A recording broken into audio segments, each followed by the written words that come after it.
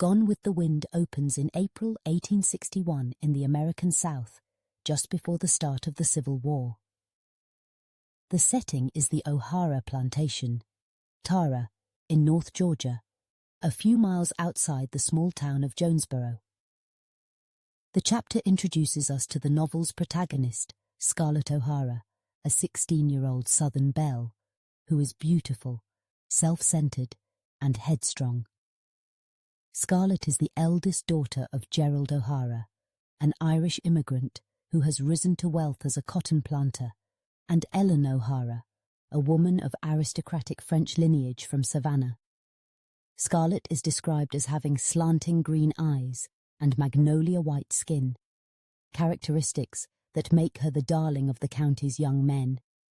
She has grown up indulged and admired, always used to being the centre of attention and getting her way.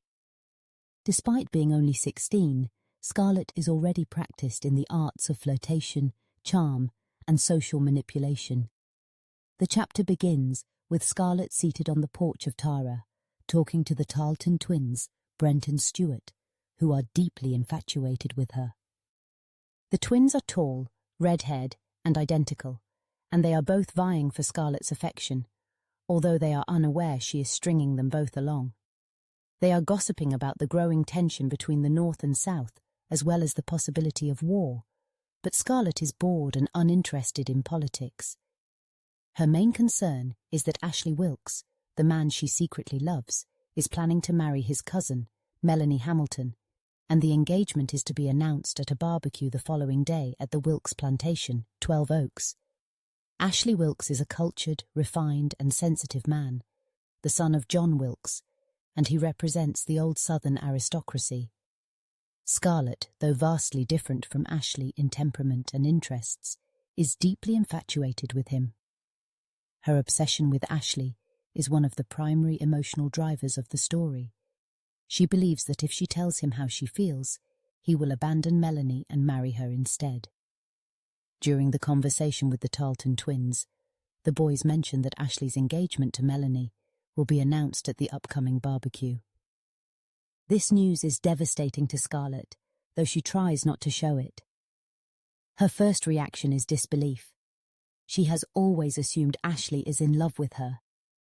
The twins, oblivious to Scarlett's feelings for Ashley, continue to chatter about the possibility of war, displaying the typical romanticized notions of Southern boys who believe a war with the Yankees would be quick and glorious. Scarlett, however, shows a rare moment of pragmatism by expressing that war sounds like a terrible idea and wondering why men are so interested in it. Scarlett's internal reaction is a mixture of jealousy, fury, and desperation. She cannot believe Ashley would choose the dull, quiet, bookish Melanie over her. Scarlett considers Melanie to be plain and weak, the complete opposite of herself. She becomes determined to speak to Ashley privately at the barbecue and confess her love, believing that once he knows how she feels, he will change his mind.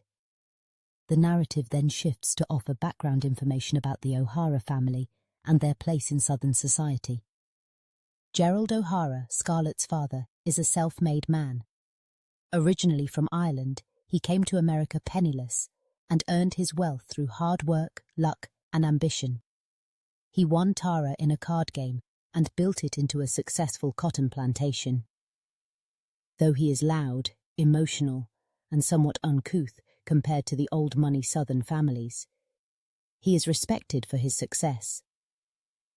Gerald is deeply proud of Tara and of his daughters, particularly Scarlett, whom he considers his favourite. Ellen O'Hara, in contrast, is dignified, calm, and pious. She comes from the aristocratic Robillard family of Savannah. Ellen is the emotional and moral anchor of the family, overseeing the household with an air of serene authority. Despite their differences, Gerald and Ellen have a strong marriage. Scarlett admires her mother's composure, but does not understand her spiritual depth or her ability to command loyalty through gentleness. Scarlett herself is a product of both parents. She has her father's fire and impulsiveness, and her mother's beauty and pride. However, unlike Ellen, Scarlett is not particularly religious or compassionate. She is willful, passionate, and used to bending others to her will. The chapter also introduces the theme of the Old South's cultural values: honor, chivalry, plantation life, and rigid gender roles. Scarlett is expected to behave like a proper Southern lady, demure and delicate, but she chafes under these expectations. She is intelligent and calculating, and while she plays the role of the charming belle, she resents the limitations placed on her gender. As the Tarleton twins continue to talk, they mention that they have been expelled from the University of Georgia for pranks, but they seem unbothered. The boys are symbols of a carefree and arrogant planter class, unprepared for the harsh realities to come. Their talk of war is full of bravado and naivete. The older generation, like Gerald O'Hara and John Wilkes, also seem to dismiss the seriousness of the North's opposition to secession, believing firmly in the righteousness and sustainability of the Southern way of life. Eventually, Scarlett learns that the twins will be going to the Wilkes barbecue too, along with nearly everyone of social importance in the county. She sees this as her opportunity to finally corner Ashley and win him over. She maintains her charm with the Tarletons while internally scheming. The chapter ends with Scarlett feeling a renewed sense of purpose.